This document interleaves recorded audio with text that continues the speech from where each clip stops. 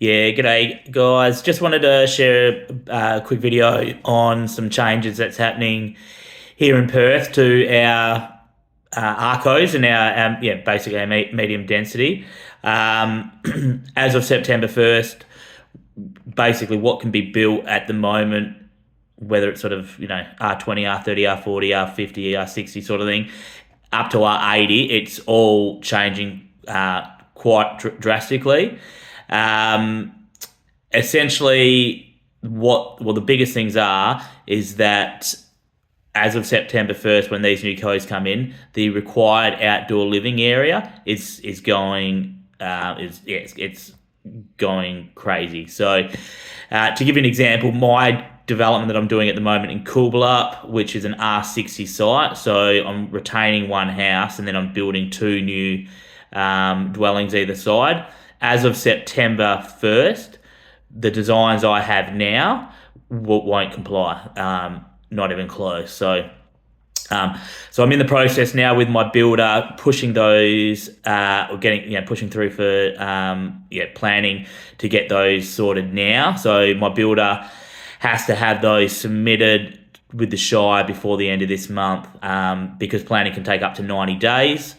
And essentially, end of this month, then we've only got June, July, August, which is 90 days before the 1st of September hits. So now the things that are actually changing, like I said, the biggest thing is the outdoor living area.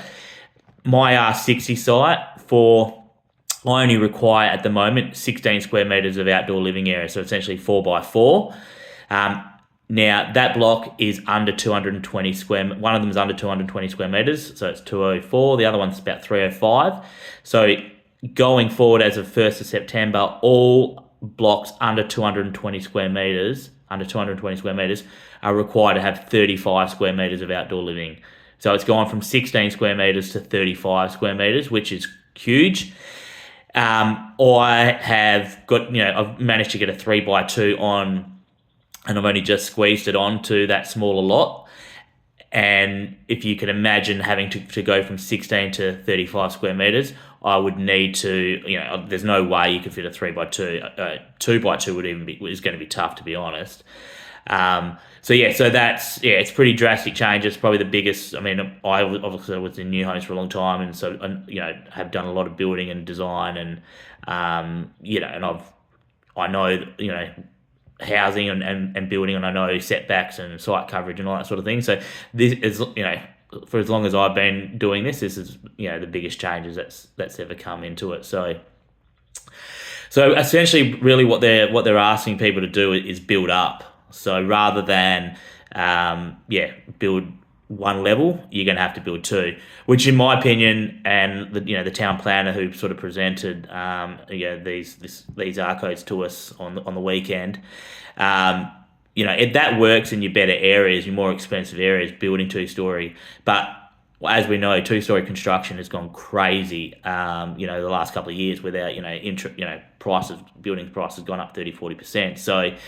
It's costing me $285K to build that single level. I'm going to be looking at $500K to build a two-story. Maybe not that much, but you're going to be looking at significantly more than $285,000, even for a small 2x2. So in my opinion, it just doesn't work to build those two stories on smaller lots in average suburbs, because you're just not going to get your return. However, what they have done, and which I think will obviously balance it out and will attract more developers, is the fact that they're actually enabling you to have an auxiliary building as part of your two-story. So obviously we're needing more supply of homes. So the one thing that they have done, and obviously population growth. So the one thing that they have done to make it better is they are enabling essentially a dual home for dual income. So it's one house, one dwelling, but the auxiliary building can be as large as 70 square metres. So what I see happening, like I said, and speaking to the town planner on the weekend, is that people that build these two stories quite possibly will have that option to get dual rent, so they can rent out one property at the bottom and rent out another property at the top, and they can have completely separate entrances from to the home essentially. So that way, yeah, so it's not actually co-living or anything like that, because they have their own, front door to get into the property essentially, completely separate. So, the upstairs, the 70 square metre upstairs could be, like almost like a 2x2 apartment, whatever you can fit, and it'll have its own entrance, its own kitchenette, its own, bathrooms, obviously. So everything, so it's completely separate to what's going to be downstairs, which might be another 2x2. So that's one positive. So from a development perspective, there's it's going to help with rental yield and stuff like that. So that's one positive. Some of the other big changes as well was just actually the size of the rooms and stuff like that they were after. So to give you an example, bedrooms now have to be a minimum of 9 square metres, where beforehand there was no minimum. So they want bedrooms have to be 9 square metres and a minimum of 2.7 each way. So essentially, minimum of 9 square metres overall. So essentially, for these smaller blocks, if you were trying to build a single story, you've got your outdoor area needs to be bigger, but you also need to have essentially bigger rooms in the house as well. So these smaller blocks, when you're trying to fit 3x2s and stuff like that on, you're not they don't have big bedrooms. They might be 8 square metres, not 9, sort of thing. So and even there's some other stuff as well. The living, I think the living had to be minimum 3.7 or 3.8, something like that in dimension one way. So quite a few other changes. There's quite big changes as well, which I won't go into in this video, but yeah, the big one is the outdoor living. So coming from the space and coming from selling new homes for a long time, I think it's a massive change, because all these smaller blocks that people own, if they don't get DA before September 1, then really it's going to really affect what they're going to be able to build on the block. So the only way they're going to get a decent size home on it is by going up 2 levels. So anyway, just thought I'd share the video because it's relevant to my development in Coolbellup.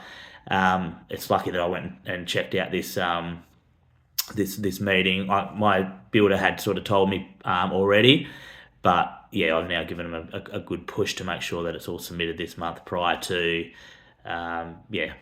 June, because I need that 90 days, because that's how long the Shire can take in planning until they approve it. So anyway, thought I'd share that with you. Thank you.